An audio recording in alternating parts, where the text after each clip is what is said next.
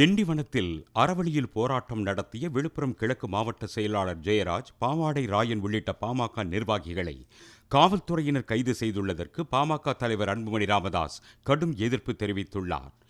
ஆண் காவலர்கள் தாக்கியதில் போராட்டத்தில் ஈடுபட்ட 3 பெண்கள் காயமடைந்ததற்கு அவர் கண்டனம் தெரிவித்துள்ளார்.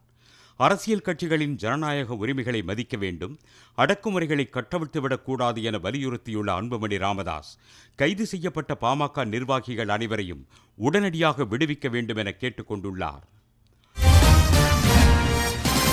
நேஷனல் ஹெரால்டு வழக்கில் மக்களவை எதிர்க்கட்சித் தலைவர் ராகுல் காந்தி மற்றும் சோனியா காந்தி மீது பொய்யான குற்றப்பத்திரிகை அமலாக்கத்துறை தாக்கல் செய்துள்ளதாக குற்றம் சாட்டி கள்ளக்குறிச்சியில் காங்கிரஸ் கட்சியினர் ஆர்ப்பாட்டத்தில் ஈடுபட்டனர்.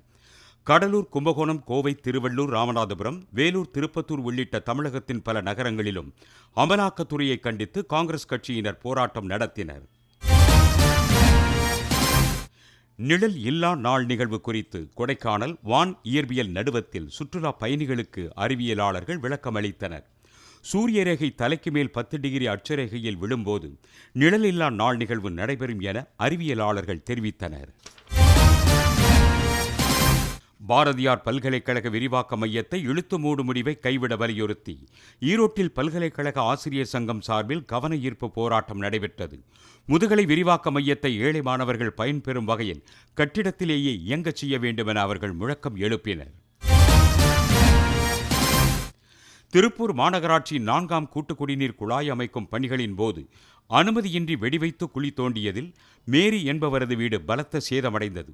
இதுகுறித்த புகாரின் பேரில் ஒப்பந்த பணி செய்து வந்த 2 பேரை பிடித்து காவல்துறையினர் விசாரித்து வருகின்றனர். ஆண்டிபட்டி அருகே தெப்பம்பட்டி பகுதியில் மின்னல் தாக்கியதில் 2 வீடுகள் முற்றிலும் சேதமடைந்தன. மேலும் 20க்கும் மேற்பட்ட வீடுகளில் இருந்த மின்னணு மற்றும் மின்சாதன பொருட்கள் பழுதடைந்தன. இரவு முழுவதும் மின்சாரம் தடைபட்டதால் தெப்பம்பட்டி கிராமமே இருளில் மூழ்கியது.